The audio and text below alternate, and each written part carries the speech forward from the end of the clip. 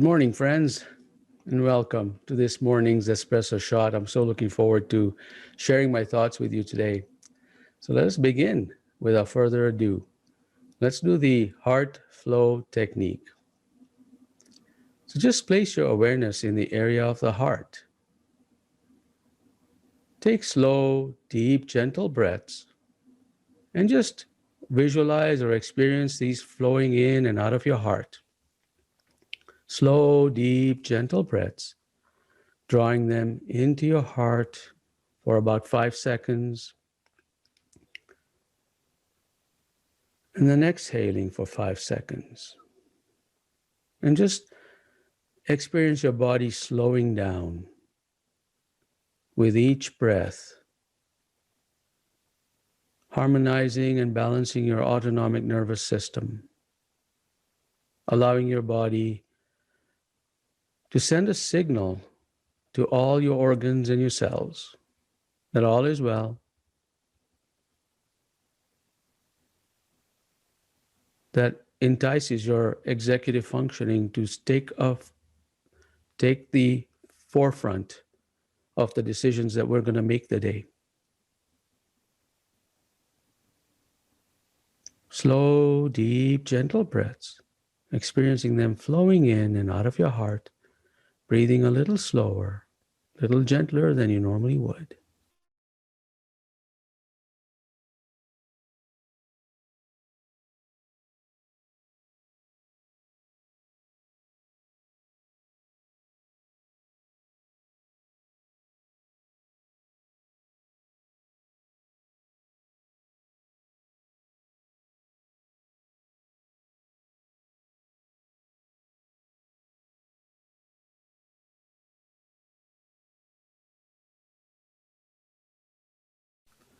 If your awareness slips out of your heart and into your mind, lots of mind chatter going on, if that's the case, just gently bring the awareness back to the heart area.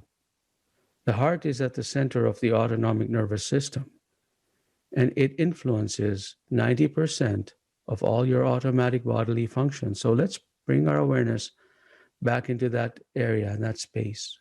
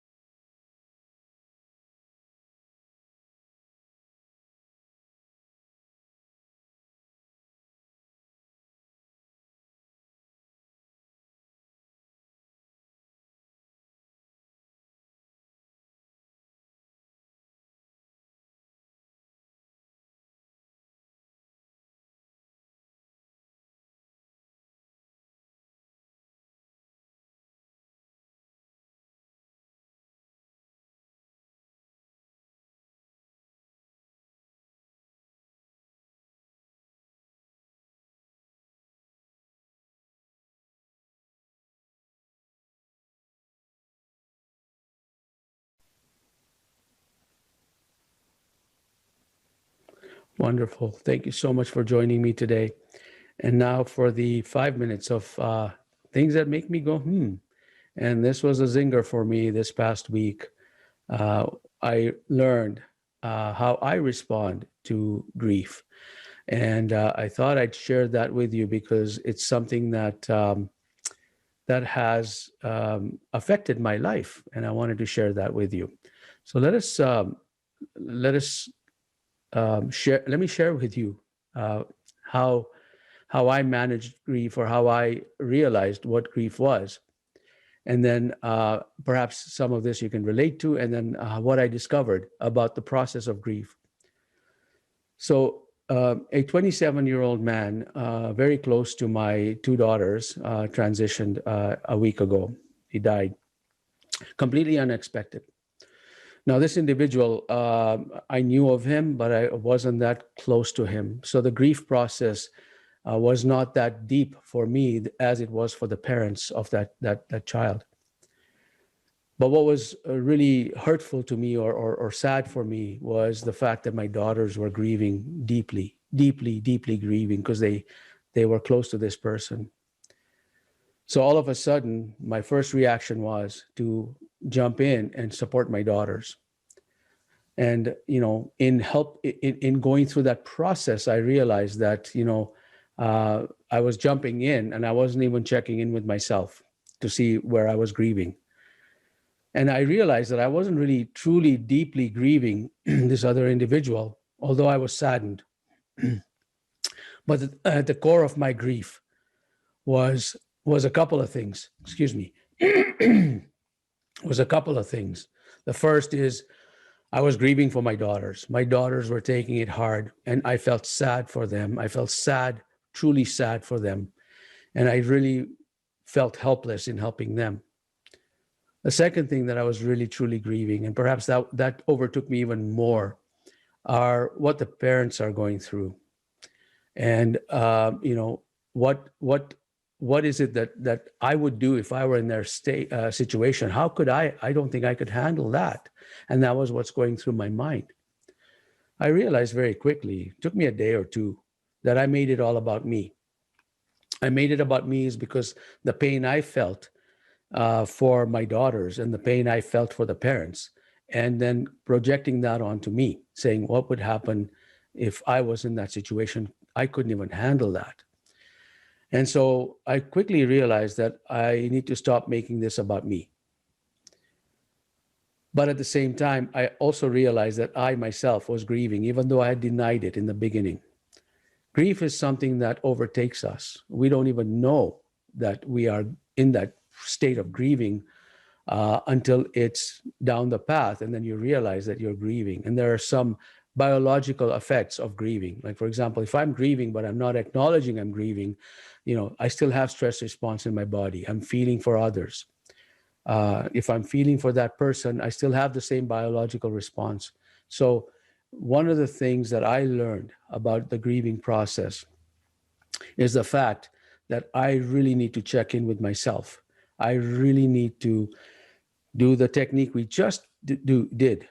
Take 5 breaths in, 5-second breaths in, 5-second breaths out, and see where we're at in our balancing of our autonomic nervous system.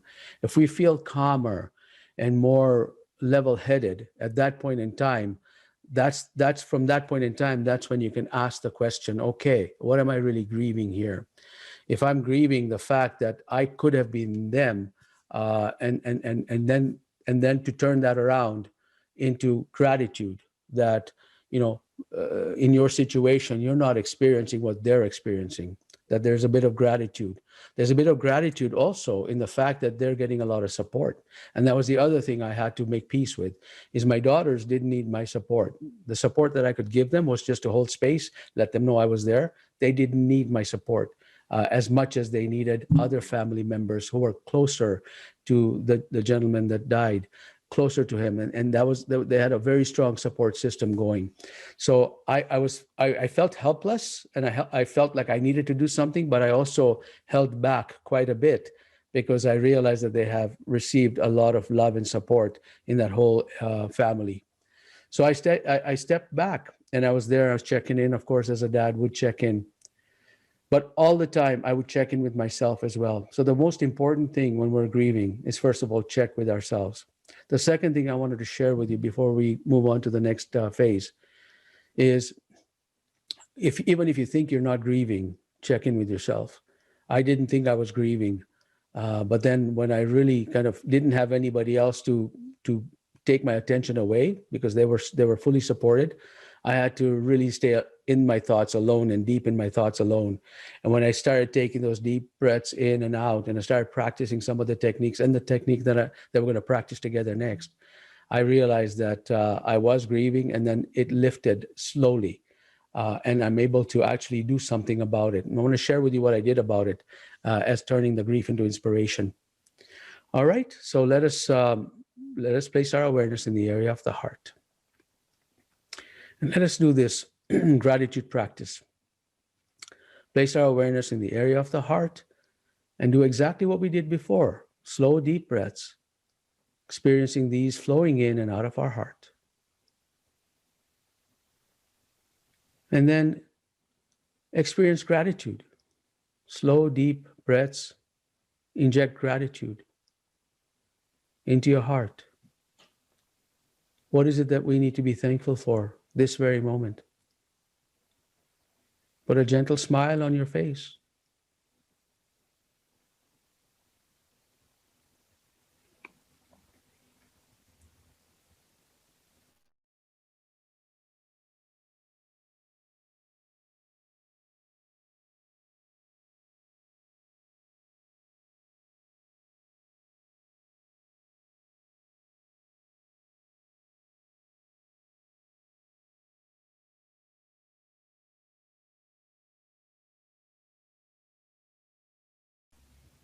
Give your body permission to experience a more intense version of gratitude. When we grieve, we sometimes hold back from feeling good because we feel that our joy will diminish somebody else's practice, ceremonial practice of whatever they need to do to grieve. We feel that by being sad, we are helping the cause, whereas we're not. There's much to be said about our centeredness to help lift others, and we must work on ourselves first. And this is the process. As you take these slow, deep, gentle breaths, and you center yourself, you begin to create a field of harmony around you that will support others and lift them up energetically.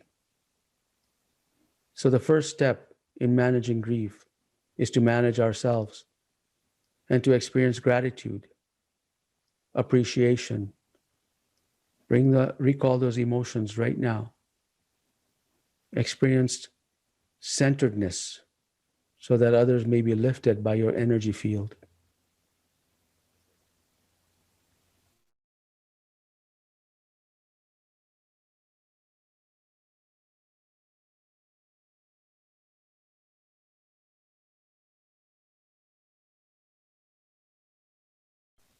The more intense you experience gratitude, the more likely your energy field will be able to restore somebody else's sadness and to lift them up. Every heartbeat produces a magnetic field that emerges from your body from 3 to 5 feet outward in all directions. Your emotions are actually encoded on the magnetic field that's beyond you. So as you pass by and your bubble interacts with somebody else's bubble, if your intensity of gratitude is higher than their anxiety or sadness in terms of intensity, they will feel a lot better. And that is really how you uplift others and yourself. Slow, deep, gentle breaths. Experience gratitude, appreciation.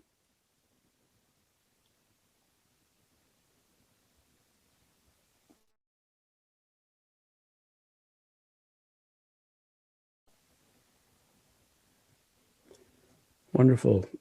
Thank you so much for joining me this morning. Really appreciate your participation, and I'm happy to take some questions.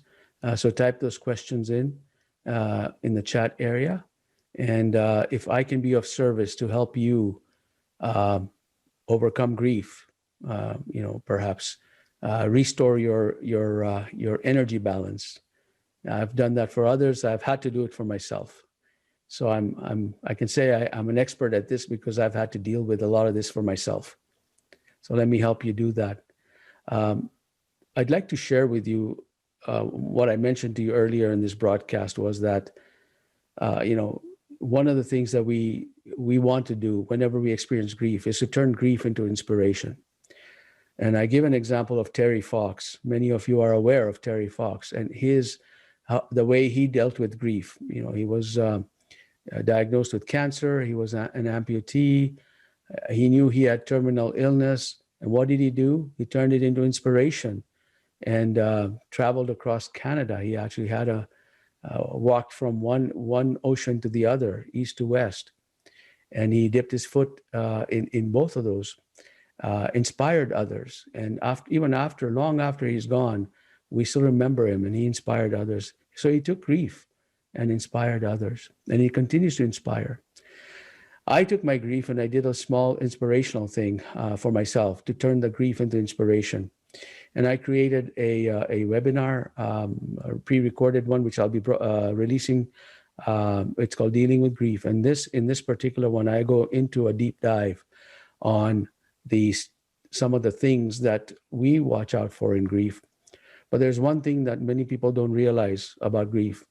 It's about the belief systems we hold. One of the strongest belief systems that can take us over. In the case of somebody who died, and let's say that person committed suicide ended their life.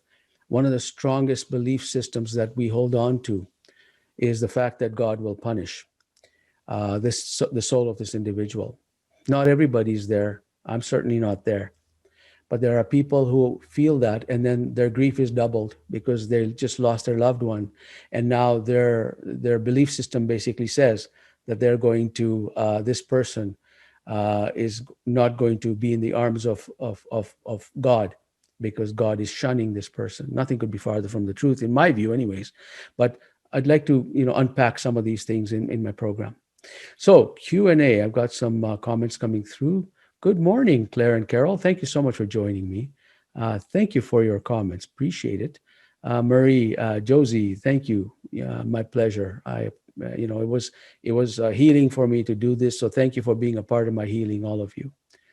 Lou and Will, wonderful to hear from you. Gardening time. I know spring is out there, and every time there's spring and emerges, I think of both of you because I know you love gardening.